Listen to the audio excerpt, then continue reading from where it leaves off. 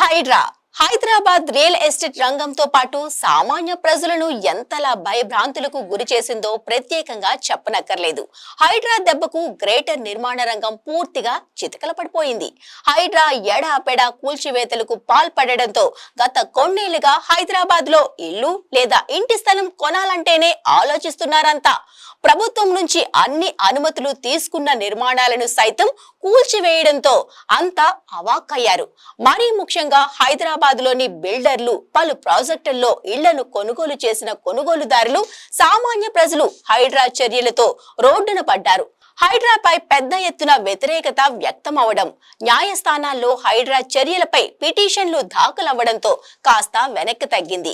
చెరువుల ఆక్రమణలకు సంబంధించిన FTL buffer zones లపై హైకోర్టు ఆదేశాలతో పూర్తి స్థాయిలో 3 నెలల క్రితం చెరువుల సర్వే చేపట్టింది హైడ్రా. మళ్లీ రంగంలోకి దిగబోతున్న హైడ్రా. కొలిక్కి వచ్చిన హైడ్రా చెరువుల సర్వే. అక్రమ కట్టడాలపై కొరడా జులిపిస్తున్న హైడ్రా. చెరువులు, జలాశయాలు, AFTL బఫర్ జోన్స్ పరిధి, విస్తీర్ణం తేల్చడం దాదాపు కొలిక్కి వచ్చిందని అధికారులు చెబుతున్నారు. సర్వే పూర్తయిన తరువాత అధికారిక వెబ్సైట్ లో HMDA పరిధిలో ఉన్న చెరువులు, కుంటల విస్తీర్ణం, FTL బఫర్ జోన్స్ వివరాలను పొందుపరచనున్నారు. HMDA పరిధిలో పెద్ద చిన్న కలిపి మొత్తం 3500 చెరువులుండగా హైదరాబాద్ పరిధిలో 920 చెరువులు, కుంటలు ఉన్నాయి. వీటిలో చాలా వరకు FTL బఫర్ జోన్స్ లను గుర్తించలేదు. తెలంగాణ రాష్ట్రం ఏర్పడే సమయానికి 2014 వరకే 225 చెరువులు పూర్తిగా కబ్జా అయ్యాయి. మరో 196 చెరువుల భూములు పాక్షికంగా కబ్జాలకు గురయ్యాయని అధికారులు గుర్తించారు. 499 చెరువులలో ఎలాంటి కబ్జాలు, ఆక్రమణలు జరగలేదని అధికారులు తెలియజేశారు.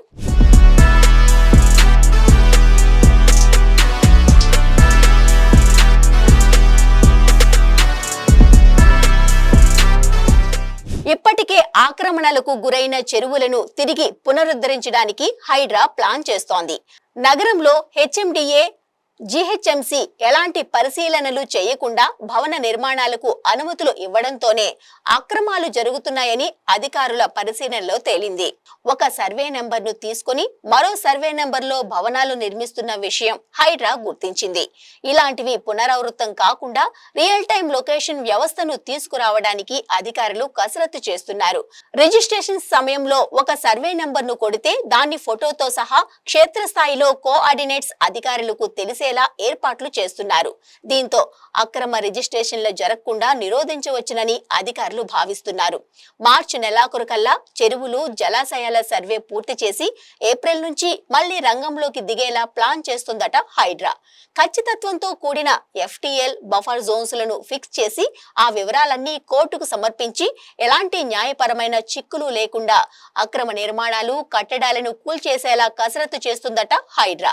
అయితే ఇంతకు ముందులా అన్ని ప్రభుత్వ అనుమతులు తీసుకుని నిర్మించుకున్న కట్టడాలను ఎప్పటిలాగే కూల్చేస్తామంటే హైడ్రాపై మరోసారి ప్రజల నుంచి వ్యతిరేకత తప్పదన్న వాదన గట్టిగానే వినిపిస్తోంది.